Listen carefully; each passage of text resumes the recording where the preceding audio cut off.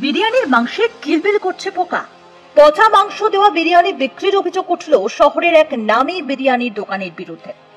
ঠিক কি অভিযোগ করছেন ক্রেতারা, বিস্তারিত জানতে সম্পূর্ণ ভিডিও দেখুন।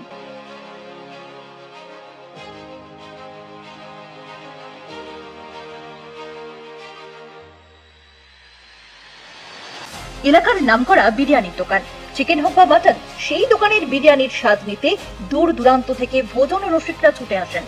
আর সেই লোভনীয় বিরিয়ানিতে কিনা পোকা। পচা মাংস দেওয়া বিরিয়ানি বিক্রির অভিযোগ উঠল লেকটাউনের নামী এক বিরিয়ানি দোকানের বিরুদ্ধে। এই ঘটনা শিলিগুড়ি পৌরসভার 33 নম্বর ওয়ার্ডের। শিলিগুড়ির লেকটাউনে রয়েছে নামকরা ওই বিরিয়ানির দোকান। রাজ্যের বিভিন্ন প্রান্তে ছড়িয়ে রয়েছে এই বিরিয়ানি দোকানের শাখা প্রশাখা। তাই ভরসা করে অনেকেই এই দোকানের বিরিয়ানি খান। সুস্বাদু আর পকেট ফ্রেন্ডলি হওয়ায় ভোজন রসিকদের কাছেও বেশ জনপ্রিয় এখানকার বিরিয়ানি। কিন্তু সেই নামী দোকানের বিরিয়ানির মাংসে এবার মিলল পোকা। বিরিয়ানির মাটনে কামড় দিতেই বেরিয়ে এলো জ্যান্ত পোকা, যা দেখলে গা ঘিন ঘিন করে উঠবে আপনার।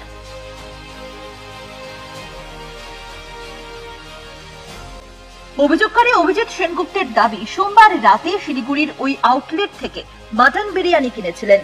পরিবারের সদস্যরা সেটা খেতে গেলেই বিরিয়ানির মাংসে পোকা দেখতে পান।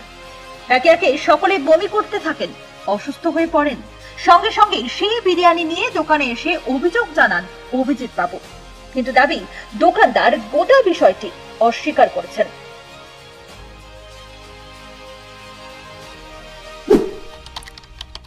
কিছুক্ষণ আগে এখান থেকে আমার মিসেস মটন বিরিয়ানি নিয়ে গেছে, বাড়িতে নিয়ে গিয়ে সেটা আমার বাচ্চা বৌদি ওনারা খাচ্ছিল। খেতে খেতে দেখছে যে ওর মধ্যে সাদা সাদা পোকা বেরোচ্ছে। এবার পোকাগুলোও জ্যান্ত, তো সাথে সাথে বমি করে ওনাদের অবস্থা একটু খারাপ আছে। আর এগুলো দেখার পরে তো নর্মালি কেউ সুস্থ থাকতে পারে না, তো বমি হচ্ছে। আমরা এসে এখানে জানালাম, ওনারা কিছুতে মানতেই চাইছে না, বলছে এটা নাকি মাংসওয়ালার দোষ। তো মাংসওয়ালা ওনাদেরকে পোকা মাংস দিয়েছে, ওনারা সেটা এখান থেকে বিক্রি করেছে। তো এটা তো সম্ভব হয় না, মাংসওয়ালা যখন দেবে, ওনারা জিনিসটা বিক্রি করছে, তো দায় তো ওনাদের। ওনারা মাংসটা দেখে নিয়ে তারপরে তো কাস্টমারকে দেবে। দোকানদার পচা মাংসের বিষয়টি অস্বীকার করতেই ক্ষোভ ছড়িয়ে পড়ে অন্যান্য ক্রেতাদের মধ্যে। মুহূর্তেই হুলস্থুল কাণ্ড বেঁধে যায় দোকানের সামনে।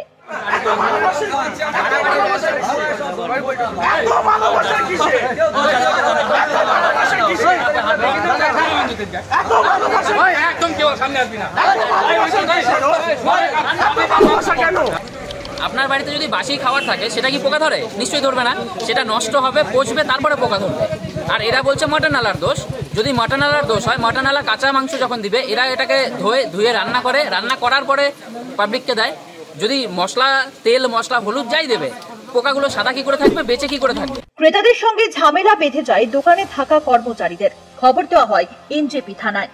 এনজেপি থানার সাদা পোশাকের পুলিশ গিয়ে প্রথমে বিষয়টি তদারকি করেন। এরপর দোকানের 5 সদস্যকে আটক করা হয়।